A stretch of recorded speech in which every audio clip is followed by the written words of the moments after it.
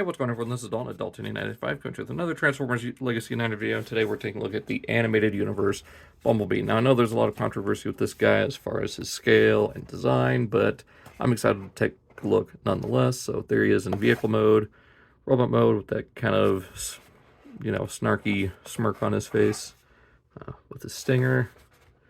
There he is, animated universe Bumblebee, 22 steps, 40 years of Transformers, nothing on top, no QR code this time, but you have the Legacy United box art, and I cannot wait for Tidal Wave. I mean, I'm excited for Magmatron 2, but Tidal Wave is, cannot wait for that. So, yeah, let's go and get them opened and check them out. And here we have animated universe Bumblebee out of his packaging, and I've got to say, after messing with this guy for about a week now, I really enjoy this figure. Yes, there is a few shortcomings with him as far as just a few of the design choices, but those are very minor in the grand scheme of things. As far as just some of his accessories, could have been implemented a little bit better. Overall, I really enjoy how he turned out. Not 100% accurate to how he should be as far as, the show counterpart, but that's not what they're going for here. They're going for a hybridization of, or, a stylized version, just kind of like what old generations used to be. And I'm glad that they're doing that. So for Bumblebee here, would have been nice if they had the stripe on the correct side, but due to the transformation, I understand why the stripe is here on the right leg instead of the left, so I can forgive it for that. Yellow on the chest is a little on the green side because it's over clear plastic. I thought we figured that out by now, and just why are we still using so much clear plastic for a figure? Like, that's one of my big complaints about him, is so much clear plastic in the torso alone. But overall, not too bad. Now, he is missing a few paint-ups, like I said. Could use the black around the bottom of the feet here. I mean, that's easy for me to do. I'm going to go ahead and paint the fingers here and leave the top part of the hand black because it gives them that kind of fingerless glove aesthetic. But I do like what they did here with the head sculpt. You get that silver on the face, then the black outline, the yellow eyes, the outline around the crest, of course the signature animated big chins. And look, we finally got some, metal pin tires and silver paint on all four rims. Now, as far as the back goes, no real waffles to speak of. Just a lot of joints here, but that is pretty well hidden on this side. Articulation, his head is on a ball joint, although it is kind of tight and it's hard to get that chin maneuvered around like those hinges. But not too bad. Really tiny head. We'll get into size comparison soon. For shoulder articulation, you get all the way up to here, and you get that joint there to get you full straight up, and then all the way back to there. So no 360, but the way they've designed it, it gets you pretty much what you need. You get all the way up to there. You get a bicep swivel, so pretty good range. You get you get 90 at the elbow, and actually get a little bit more with that extra hinge joint. And I plan on clipping off this tab right here because it really doesn't do anything. Wrist articulation rotates 360, although, oh no, not quite 360. You just kind of, oh, nope, there it goes. For waist movement, you do get a 360 out of that. You get forward, all the way back. Finally, I figured it can go all the way back at the hips, all the way out. You do get a upper thigh swivel. Over 90 at the knee, although it is really low. I wish they would have just done that just a little bit higher. Not too crazy high, but maybe between where it is now and the screw. I think would have been the perfect sweet spot for that. And for ankle articulation, you get all the way to there. And you get a little bit forward and back due to the transformation. Now, as far as accessories go, he does have his turbo boosters. So you can have those strapped onto his back here, much like he did in the episode Nanosec. I think later on in the series he had them again. I think in Endgame he had them. So there is that. Would have been nice if they painted him, you know, black and yellow to match him, but it is kind of like a nice homage to the original toy, which did have the blue translucent plastic with the silver. Maybe I'm misremembering that. Maybe it was this color with the silver. I can't remember. But then you also finally get some painted stinger. Well, the other one they were painted. Never mind. You do get stingers, although the way they are designed for, you know, just regular use on him, can't really use them all too well due to the fact that the arm is angled. So the way that the forearms are designed is for the combined stinger gimmick. So close up the forearms like that. Bring them up to here. Then they've got these little tiny pegs that just plug into the forearm. Oop. And just like that. And then they come together to form the big stinger blast that he uses at some points in the show. So you can do that. Would have been nice if, you know, this was at a straight angle, or they figured out a way to implement it to where he could use them as the individual stingers without, you know, having his arm at this weird angle.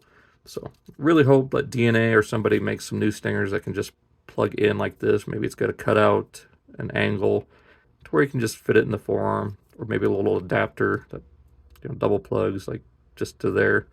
So you can have the full stinger sticking out, so you can just have both arms up at, you know, different angles firing his stingers. So there is that. Now you can kind of get that, what I'm talking about. I know people are in the comments, well, you could do it this way. Well, let me get there, because we're already 6 minutes in. I haven't even gotten the vehicle mode yet. Now you can just plug these into the turbo boosters and have them use it as little handheld stingers, but it just doesn't get across that effect that, you know, like Prime and of course, you know, the animated series had, where their weapons or, you know, his weapons came out of him, or, you know, his hands turned into the weapon. So I mean, you can kind of get the whole stinger thing, but like I said, it doesn't quite look right. And you can use these as like pseudo effects for the turbo boosters, like, you know, get them blasting off. Anyways, finally getting into comparison. He is very, very tiny, but at the same time, so was Netflix Bumblebee. A lot of people seem to forget that this Bumblebee is actually shorter than this one. But in that same breath, he's only a head taller than a core class. Like, just to even drive that point further, here is the core class Optimus Prime. So yes, he may be smaller, may look like he has more parts, but he's got better engineering, I think. So speaking of that engineering, let's go ahead and get him into vehicle mode. We'll start by opening up the forearms and folding away the hands. Leave the panel open. Fold away the hand. Bring arms down like that. Then we'll just rotate this chest piece up and into there. Take the legs here, open up this panel, fold down the knee pad, rotate that back, rotate it back, and collapse the feet into there. Now, I forgot to flip out the heel spur, but we'll do that in conversion back to robot mode to have these together. Rotate the waist and bring that down. Close up these panels. Then these little tabs will go right into the hood of the vehicle mode, just like that. Bring these arms up.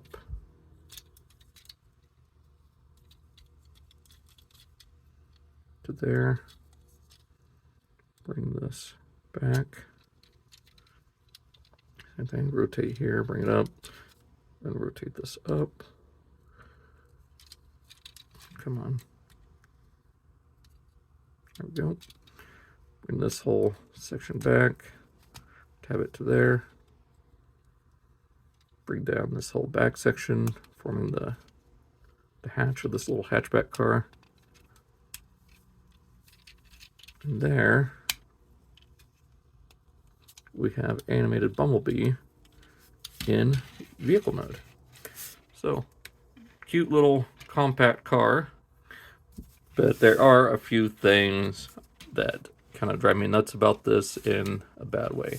So first being this obvious major hinge on either side, plus the 5mm port there. But as I saw mentioned on Twitter the other day, is just all this clear plastic and the lack of rear window here. So hopefully Toy Hacks will do like the all black for the window, or blue. I think all black because that's accurate to the show. Maybe a little bit of yellow here to match up with that square, and then black for this window section, the rear window here. I think that's really all that I can find wrong with him, is just all this clear plastic and lack of rear window detail. And of course there's the lack of taillights, but he does have the gold paint there for the headlights, which looks pretty good.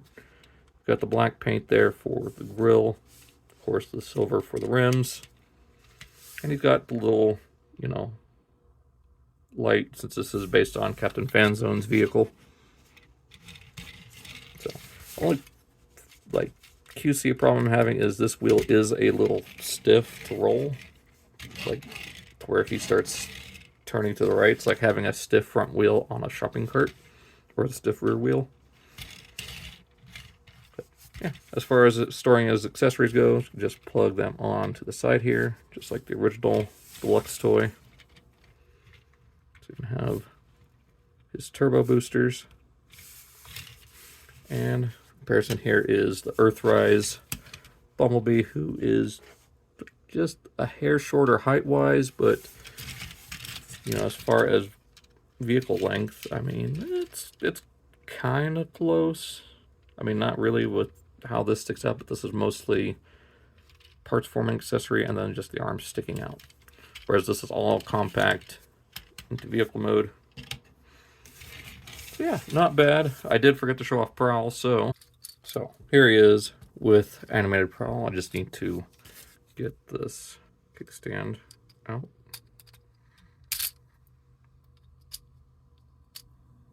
There we go. So yeah, there he is with animated Prowl. I'm just waiting on the animated Prime to ship from Hasbro Pulse. I just got charged for it the other day, so just waiting on it to ship. It hopefully ship out tomorrow at the time of this recording, so hopefully by the time this is up, I should have him. So yeah, there is that. So let's go ahead and get him back into robot mode.